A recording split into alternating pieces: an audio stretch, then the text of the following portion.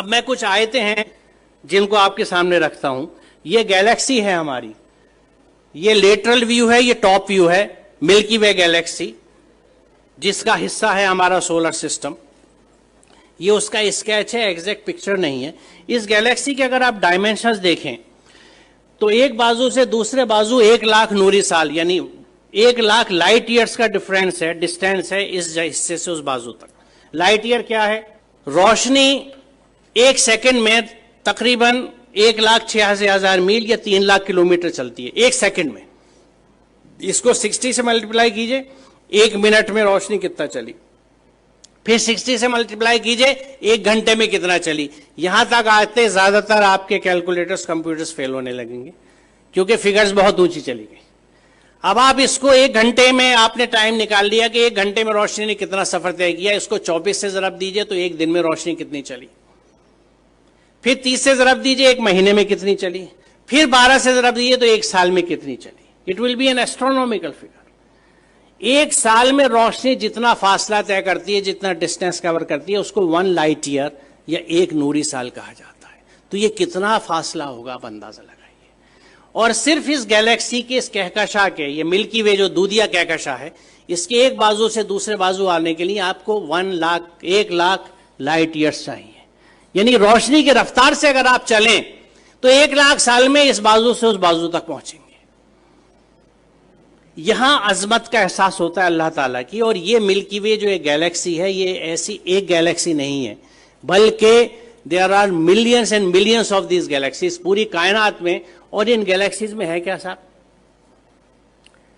सितारे जिनकी different life cycles हैं, अगर आप स्टार्स की पढ़ें, या प्लैनेट्स जो उनके चारों तरफ घूम रहे हैं। सबसे बड़ा सवाल ये आता है कि ये रुके हुए कैसे हैं? रात में जो आसमान हमें इतना अच्छा दिखता है, उसमें तारे नजर आ रहे हैं, चांद नजर आ रहा है, ये रुके हुए कैसे? What is holding them? वो क्या चीज है? वो कौन से कुव्वतें हैं? आज हम जानते हैं कि ये इलेक्ट्रोमैग्नेटिक फोर्सेस हैं जिनके बैलेंसिंग से इनको हमने रोक रखा है। It is just phenomenal. आप ये समझिए कि मैग्नेटिक फोर्स को कंट्रोल करने के लिए इस वक्त हमारे पास जो सबसे अच्छी एग्जाम्पल है, उदाहरण है, वो मैगलेव ट्रेन का है कि मैग्नेटिक लेविटेशन से रेल की पटरी से 6 इंच ऊपर ट्रेन रन करती है, जिसको मैगलेव ट्रेन कहते हैं। उस मैग्नेटिक लेविटेशन से एक ट्रेन को सिर्फ हमने 6 इंच ऊपर उठाया है।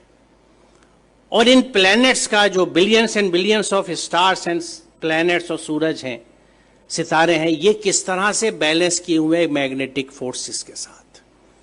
ये कितना जबरदस्त कैलकुलेशन है, कितना जबरदस्त हिसाब है। और इसको जब आप समझते हैं और सूरह रहमान की उस आयत को देखते हैं कि बस समा रफा व वज़ल मीज़ान, तो बात समझ में आती है कि उसने आसमान को बुलंद किया और एक तवाजुन कायम कर दिया। तवाजुन की अहमियत की वजाहत है क्योंकि आप इमेजिन कीजिए, मुझे नहीं पता, मैंने बचपन में खेल खेला है, उसका जिक्र मैं हमेशा इस तकरीर में अपनी करता हूं कि मैग्नेट से जब हम लोग छोटे थे तो हमारे पास वो मोबाइल फोन्स नहीं थे या स्मार्टफोन्स नहीं थे जो आज आप लोगों के पास हैं। हमारे पास क्या होता था? टूटी हुई चूड़ियां होती थी, सिगरेट के पैकेट होते थे, माचिस की डिब्बियां होती थी, माचिस की तीलियां हुआ करती थी, और इन चीजों से हम खेल डिवाइस किया करते थे अपने लिए। तो मैग्नेट से हम जो एक खेल डिवाइस करते थे, और वो घर से जल्दी से किसी तरह जब अम्मी की नजर बचती थी सुई उठा लाते थे या आल पिन ले लेते थे अब्बा के ड्रॉज में से कि कागज के ऊपर पिन रखी और नीचे मैग्नेट रख के उसको घुमाना शुरू किया तो ऊपर से वो सुई घूमती थी। अब इस सुई को अगर आप बीच में रख के दोनों साइड मैग्नेट रख लें तो जिधर मैग्नेट का फोर्स ज्यादा होगा सुई उधर भागेगी। एक स्टेज ऐसी आएगी कि सुई बीच में कांपती सी रहेगी, ना इधर जा सकती है ना उधर, क्योंकि यहां पे दोनों फोर्सेज एक दूसरे को न्यूट्रलाइज कर रहे हैं।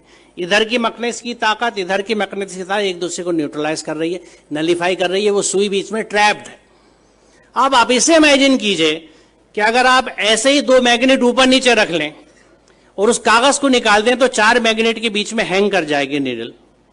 बड़ी मेहनत करनी पड़ेगी इसको बीच में हैंग करने के लिए, एक सुई को। अब इमेजिन कीजिए इस यूनिवर्स को जिसमें कितने millions and billions of planets इसी मैग्नेटिक फोर्सेस के इंटरप्ले की वजह से, एक बैलेंस की वजह से हैंग कर रहे हैं। जो इसको समझ सकता है वो खालिक की अजमत को समझता है, वो परमात्मा की महात्मा को समझ सकता है, महानता को समझ सकता है, अल्लाह ताला की अजमत को पहचान सकता है। और उस वक्त वो कन्विंस होता है कि जब इस पूरी कायनात में अल्लाह के कानून चलते हैं तो मैं उसके कानून को किस तरह से एक जुज़दान में लपेट के बिना समझे ऊपर रख सकता हूं और उसको फॉलो नहीं करता।